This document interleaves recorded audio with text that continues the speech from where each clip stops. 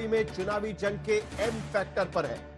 दिल्ली में M for महिला, M for middle class और एम फॉर मुस्लिम, इन्हीं तीन कैटेगरी पर इन दिनों चुनावी सियासत धूम रही है। आज फिर बारी आई है तीसरे एम की, यानी मुस्लिम वोट की। दरअसल असम के नेता बदरुद्दीन अजमल ने दिल्ली वालों से अपील की है कि सेक्युलर वोट बंटने न पाए, सारे लोग केजरीवाल को ही वोट करें। अब असम का नेता दिल्ली के वोटर के लिए अपील करे तो सियासत सुलगनी ही थी। बीजेपी कहने लगी है कि बांग्लादेशी और रोहिंग्याओं का समर्थक केजरीवाल के लिए अपील कर रहा है। कांग्रेस अलग परेशान है कि वो 50 से 60% मुस्लिम वोटर्स जो कभी कांग्रेस को वोट देते थे, जिनका केजरीवाल से मोहभंग हो रहा है, वो वापस कांग्रेस के पाले में आ सकते हैं। उन्हें भी असम से भड़काया जा रहा है। मतलब दिल्ली की सियासत में वोट के मुस्लिम फैक्टर पर मंथन तेज हो चुकी है, जिसकी सीधी लड़ाई में कांग्रेस और आम आदमी पार्टी ही है। ये संकेत इसलिए भी मिलते हैं कि राहुल गांधी की दिल्ली में अब तक सिर्फ एक ही रैली सीलमपुर में हुई है, जो मुस्लिम बहुल है। राहुल गांधी की दूसरी रैली थोड़ी देर में ओखला में हो रही है, जो एक और मुस्लिम बहुल सीट है।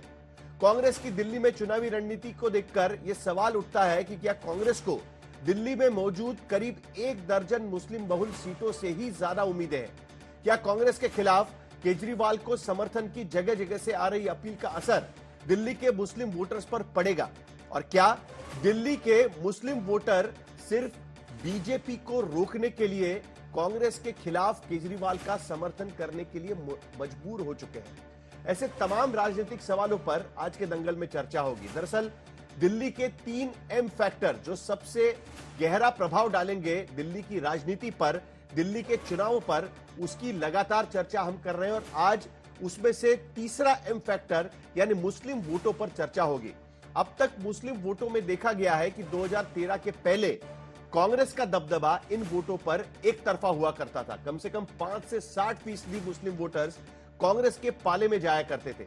लेकिन 2015 के बाद स्थिति बदली और मुस्लिम वोटर्स एक तरफा आम आदमी पार्टी की तरफ जाते हुए नजर आए। उसके साथ साथ यह भी चर्चा होगी कि एक वक्त पे यानी 2008 में या उससे पहले भी बीजेपी को भी आम आदमी पार्टी को वोट करते थे। हमारी यह रिपोर्ट सबसे पहले देख लेते हैं।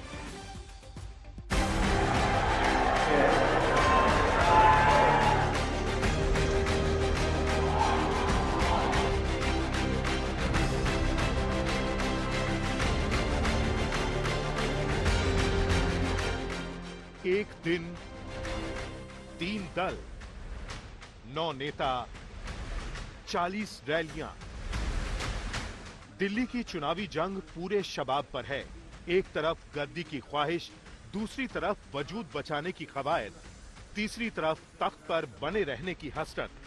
सियासत ऐसी गुत्थम गुत्था है कि दूर असम से भी एक हिमायती खड़ा होता है तो दिल्ली की चुनावी तपिश बढ़ जाती है। तमाम दिल्ली के सेकुलर वोटरों से गुजारिश करता हूं कि मेहरबानी करके हालात बहुत मुल्क के हालात खराब होते जा रहे हैं, हो चुके हैं। इसलिए सेकुलर वोटों को बांटने न दें, बंटने भी न दें और अपने सारे वोट जितना हो सके मुमकिन जमा के आम आदमी के पार्टी को दीजिए और केजरीवाल साहब को फिर से हुकूमत बनाने के मौका दीजिए। दिल्ली में बदरुद्दीन के बयान के 2 मतलब निकाले गए। बीजेपी कहने लगी कि ये बांग्लादेशी रोहिंग्याओं वाले वोट के लिए अपील है। दूसरे ये कि दिल्ली के मुसलमान कांग्रेस को छोड़ केजरीवाल को वोट दें। यानी इंडिया गठबंधन में मुस्लिम वोट के मुद्दे पर भी कांग्रेस अकेली पड़ गई। घुसपैठिए वोटर पर घमासान। मौलाना बदरुद्दीन अजमल की पार्टी AIUDF बांग्लादेशी घुसपैठियों की समर्थक पार्टी मानी जाती है। बांग्लादेशी घुसपैठियों के सहारे जो चुनाव जीतने का ख्वाब आम आदमी पार्टी पाल रही थी और इसीलिए ये फर्जी वोट बनवाना, उनको साथ में रखना, अब ये पर्दे के पीछे का खेल पर्दे के सामने आ गया है। इन 10 सालों में जो वो बांग्लादेश से लोग आए, वो बॉर्डर क्रॉस करके आए। उस बांग्लादेशी प्रधानमंत्री को बिरयानी क्यों खिलाई जा रही है हमारे देश में? आपने क्यों रख रखी है? तुम्हारी मौसी है, तुम्हारी बुआ है, कौन है वो जिसको तुमने अपने देश में रखा हुआ है? मुझे भारतीय जनता पार्टी जवाब दे। वैसे बदरुद्दीन के बयान का नुकसान बीजेपी को नहीं बल्कि कांग्रेस के ऊपर ही होता है, क्योंकि ममता बनर्जी केजरीवाल के साथ, शरद पवार केजरीवाल के साथ, उद्धव ठाकरे केजरीवाल के साथ, अखिलेश यादव केजरीवाल के साथ, तेजस्वी यादव केजरीवाल के साथ और अब बदरुद्दीन अजमल भी केजरीवाल के साथ ही खड़े हो गए हैं। दिल्ली में कांग्रेस बिल्कुल ही अकेली पड़ गई है। दुख की बात यह है कि ये केवल और केवल आगे वायदे करते हैं, जो पुराने काम है उसके ऊपर इन्होंने जरा सा भी काम नहीं किया। दरअसल बदरुद्दीन ने भी दिल्ली में कांग्रेस को डैमेज करने की कोशिश की है। ऐसी सूरत में जब दिल्ली में मुस्लिम वोट ही डूबती कांग्रेस के लिए तिनके के सहारे जैसा है, दिल्ली में मुस्लिम वोट बैंक आखिर तक कांग्रेस के साथ रहा है और अब सबसे पहले उसे ही साथ आने की उम्मीद दिखी है। कभी दिल्ली में 5 मुस्लिम विधायक होते थे तो 4 कांग्रेस के होते थे। 2013 में कांग्रेस की 8 में से 4 सीटें मुस्लिम बहुल इलाके की थीं। अब दिल्ली दंगों के बाद यही वोट बैंक कांग्रेस की ओर लौटता दिख रहा है, क्योंकि 2022 के एमसीडी चुनाव में दंगा प्रभावित इलाकों के 5 वार्ड कांग्रेस ने जीते। यहां तक कि ओखला और जाकिर नगर जैसे वार्ड में भी आप को हराकर कांग्रेस जीती। ऐसे में कांग्रेस के अंदर उम्मीद जगी है कि मुस्लिम वोट बैंक एक बार फिर उसकी ओर लौट सकता है।